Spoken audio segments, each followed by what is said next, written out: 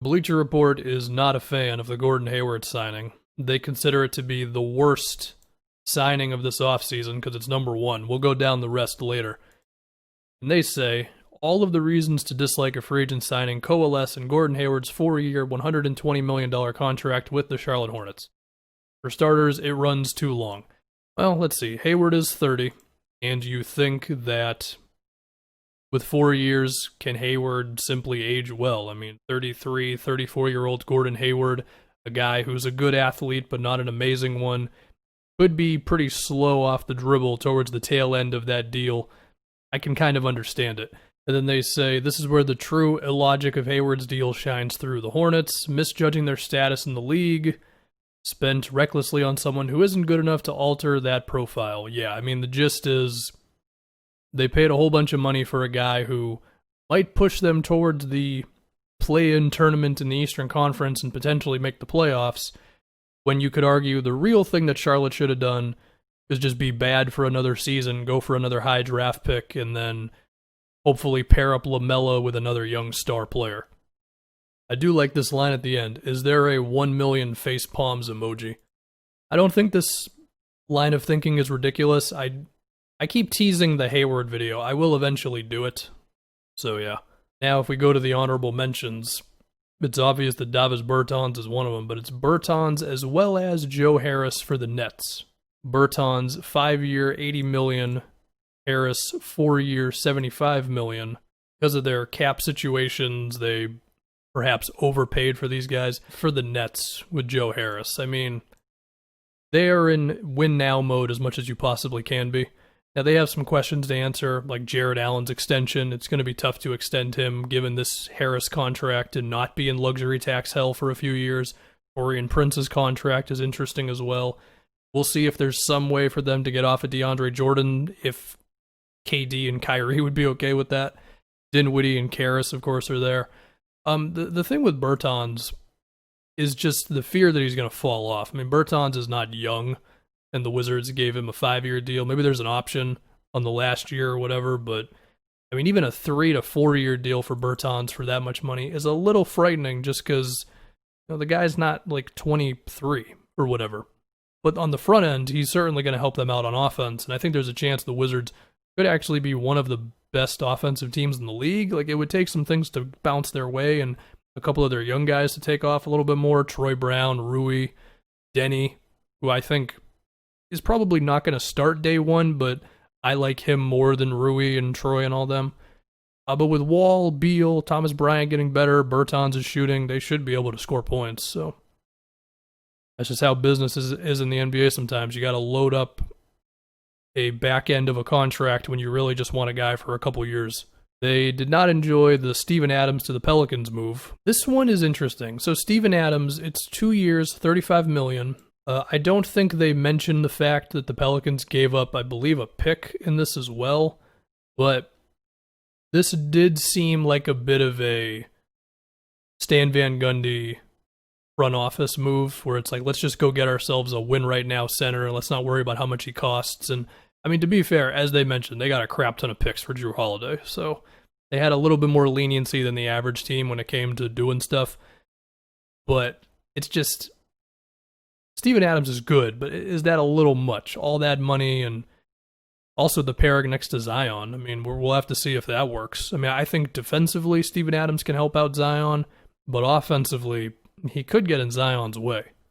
I think this sort of move makes J.J. Redick essential for them because, I mean, you look at the amount of shooting on this team, and it's kind of just J.J. Redick and Brandon Ingram. I mean, you can throw in your Josh Hart minutes. You can hope Lonzo keeps his good three-point shooting going. Bledsoe is at least okay on open threes in the regular season, but there's not a lot of guys on this team that defenses are really staying glued to on the perimeter, and pairing up Zion with a stretch center could have been the one way for them to really open up their offense. Now, that being said, Steven Adams, good screen setter, good at floaters, rolls hard to the basket, good offensive rebounder. He could probably still do something on offense, but is it the perfect fit? We're going to have to see. They were not fans of Marcus Morris to the Clippers. What was the exact contract? So it was 4 years, $64 million. The deal will age terribly as Morris progresses into his mid-30s. Yeah, I guess this is kind of similar to the Bertans move. I think this is the sort of thing where you have a longer contract when you really just want the first couple seasons. I mean, to be honest, given the desperation of the Clippers, I don't hate this move, which I know is surprising to everybody, but I actually don't. Because the way you look at it is they need to be as good as they possibly can right now to hold on to Kawhi and PG.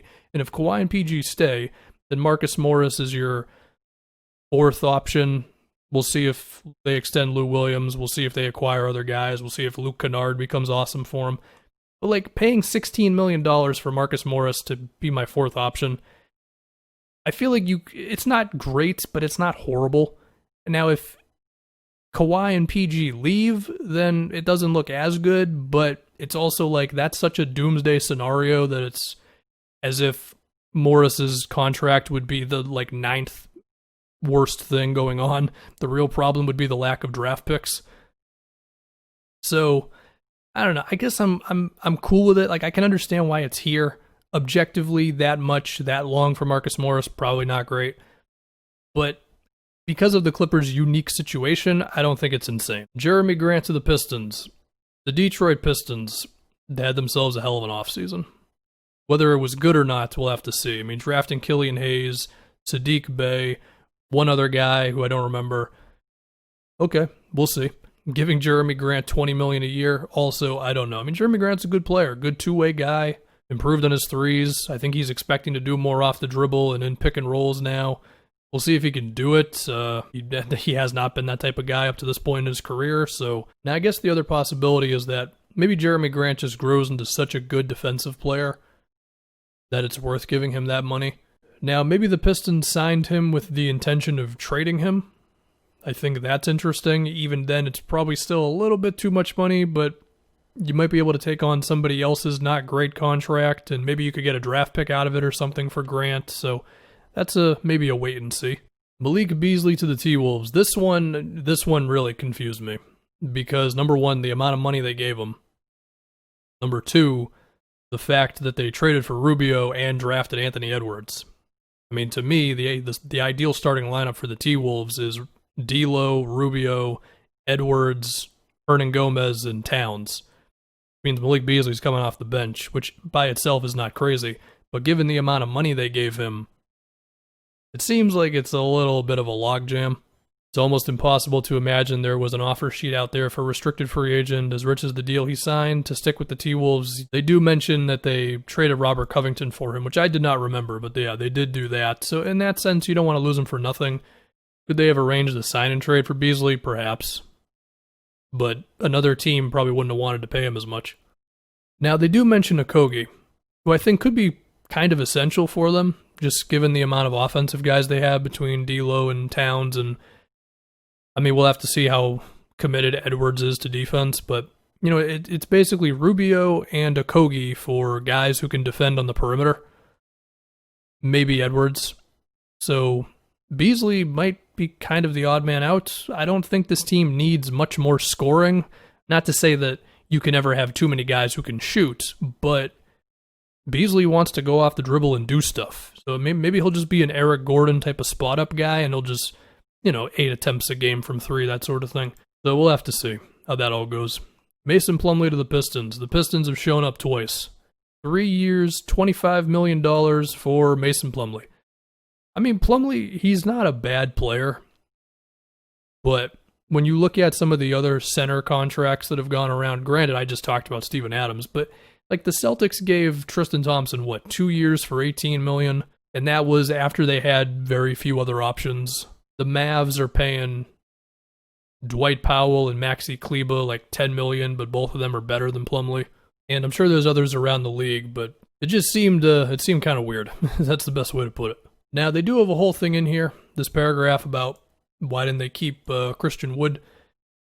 And, I mean, Wood was an unrestricted free agent. He had all the power on where he wanted to go. That being said, the Pistons could have just given him a really big offer and kept him. Maybe they didn't think he was worth that. Now, given the contract that Wood ended up signing with the Rockets, maybe the Pistons wouldn't have had to go too nuts to keep him if they would have just stood their ground for a couple days. And then number 1, we're back to Gordon Hayward. So, yeah, Bleacher Report.